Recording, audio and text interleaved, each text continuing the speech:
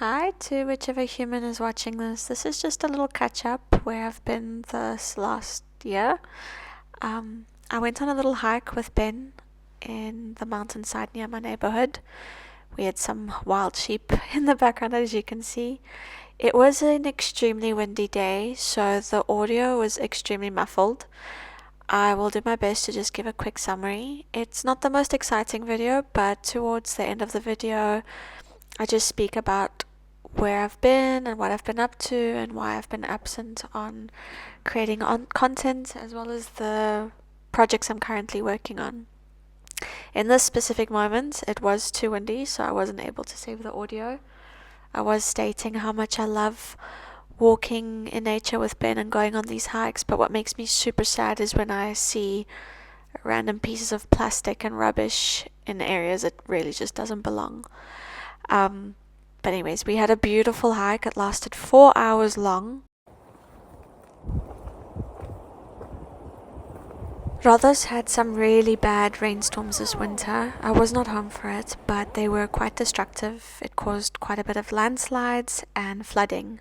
Here's a fallen tree in the pathway, and a lot of the roads on the countryside were damaged. Now where I'm at is the countryside, and this was a road where farmers would drive through the mountains to get to their land until the government finds some funds to fix it for the farmers to pass through again. It probably remain this way. It's too dangerous for vehicles to go because there's just chunks of earth missing. But it's still okay to walk, you just have to be super careful. So yeah, Ben and I went walking through this part of our hike. Guys, I can cry. This is paradise for me. I left my tripod at home, so I've got my phone balanced on the olive tree, wedged between some branches, balancing through some rocks that are supporting it. I always do this. We'll end up going on these beautiful walks and hikes, and I always leave my tripod. So when I come here again, I'm going to make sure to bring my tripod because there's so many beautiful things to see, and I always have to land up spending a couple minutes to try to wedge my phone between the olive tree. But you've done well, olive tree and little rocks.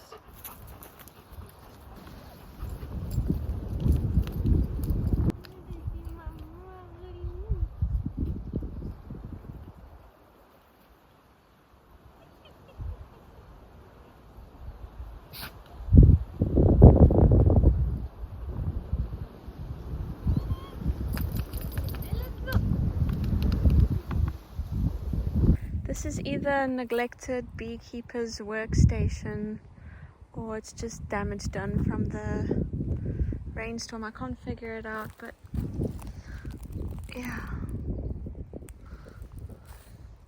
The beekeeper's farm. They've got a lemon tree and an orange tree growing. How cute. Oh, it's a mandarini. Look at that. Ben forgot his bala at home and I was trying to make him get it, but he was so excited to go on the walk, so we left without his bala. I'm using this lemon that's fallen on the floor as his bala. Sometimes we do that. If I've got fruit with me and he misses having his bowl, I just have him carry out a piece of fruit. El, bati balas, bati, ban, ban. He's got the lemon. El, ban. You guys understand why this dog is my source of mental health, because we go on these beautiful walks and he makes me laugh. Look at him.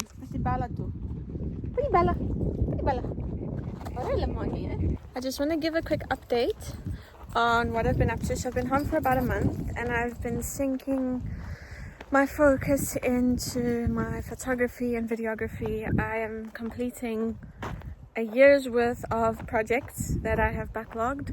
Besides my channel that you're viewing this on, I have started another YouTube channel just solely focused on, at the moment, drone footage of places that I travel to and naturescapes, aerial view, and it's called Discovering Gaia, you'd call it in English.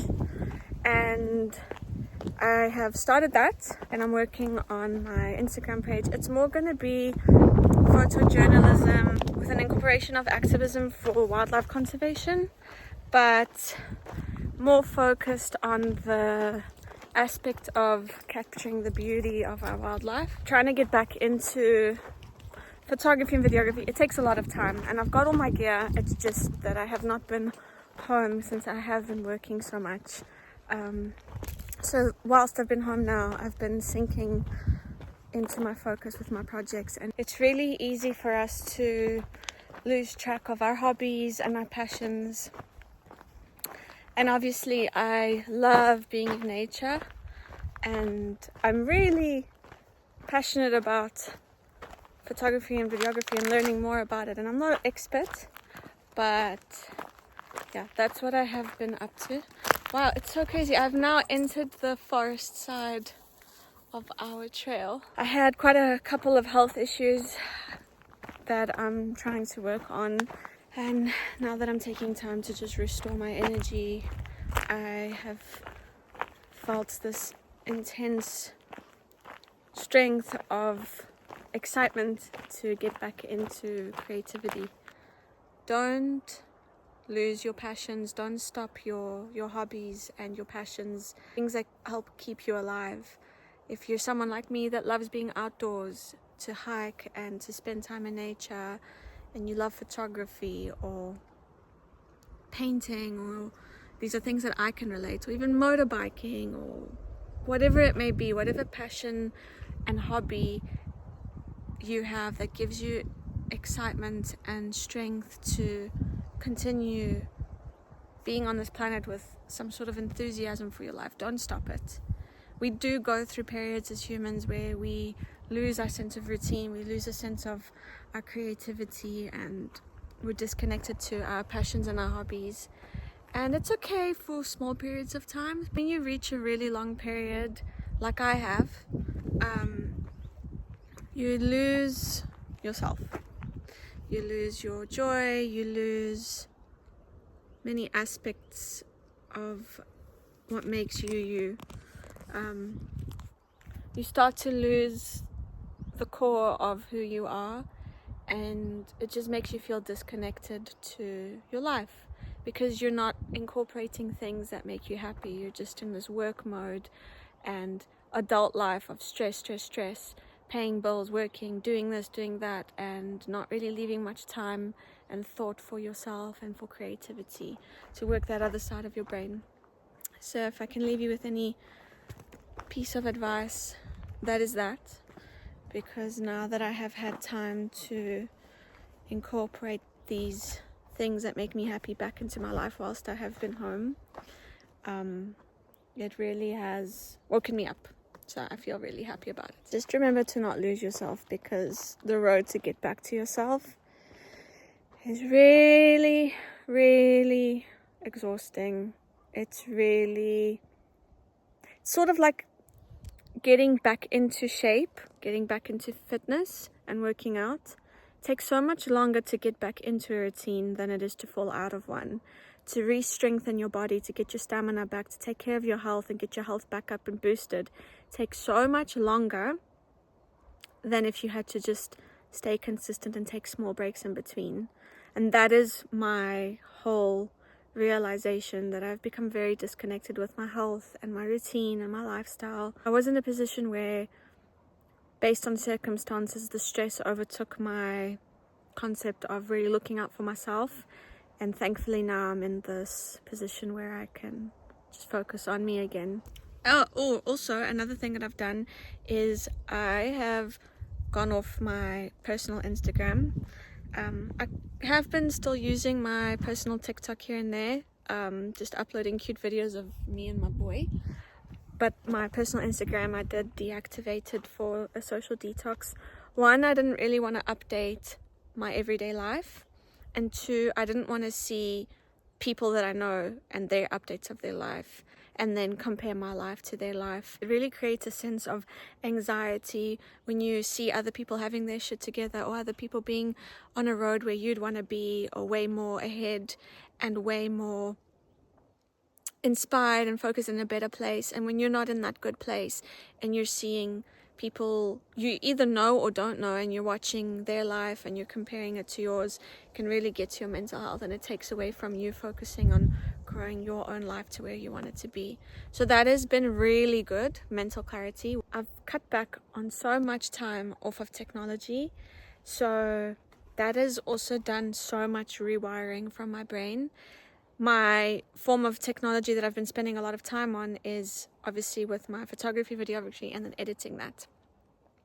Other than that, I've just been in a present moment with everyday life, which has been really good. The truth is, technology is part of our lives. We cannot completely cut away from it. We have a codependency on technology now that as humans, we cannot progress forward in our life without it. And that is the truth of our reality. My dad actually said to me about a month ago, he said, we have to adapt with this new way of life. And that is just how society has to lead into this new world. We either have to run with this new road ahead, where we have to adapt to the way society is evolving and changing, or we just simply can't be a part of a normal life. But with that comes healthy balance, where we are responsible for setting our limits, setting boundaries with technology, setting time constraints, and going through periods of digital detoxing, as well as being very mindful on what you're consuming when you are on technology. So if you're on technology looking at really negative things or really trashy things, I like to call it trash TV, if you are consuming your brain with trash, then you're using technology in a very negative way. So the idea is to be more intentional of what we consume as human beings. For me, when I am on technology, besides staying updated to what's going on around the world, which is also important, you need to be aware of what's happening in your country, in your community, and worldwide. You don't want to keep a blind eye on that, but you also don't want to get lost in the concept of bad news and let it consume you. I know with everything happening in the Middle East, for a long period it consumed me. I had so much sadness and pain in my heart, and so I've had to limit how much negative footage I look. So as a digital consumer, we are responsible for what we decide to consume, because that also leads us into a sense of reality to where we want to head. Look how he's balancing his bala, his lemoni, on his feet. Ise apistifto. Luluzimo. Tiro bala. Does it taste nice? It's good for you. It cleans your blood. I keep manifesting for my future a big piece of land that's got untouched vegetation like this, where I can just have so many fruit trees, a veggie garden, rescue livestock, and yeah, just a very simple little life. Humans have completely lost touch with their connection to nature. We get so caught up in the need for consumerism and capitalism and this modern day society that we're forced to be a part of. It's like the wind is feeling what I'm saying. But yeah, no, nature is just absolutely stunning. This is why our society is completely disconnected and imbalanced as a whole. People have lost their connection to grounding and simplicity. Everything is becoming AI and artificial, and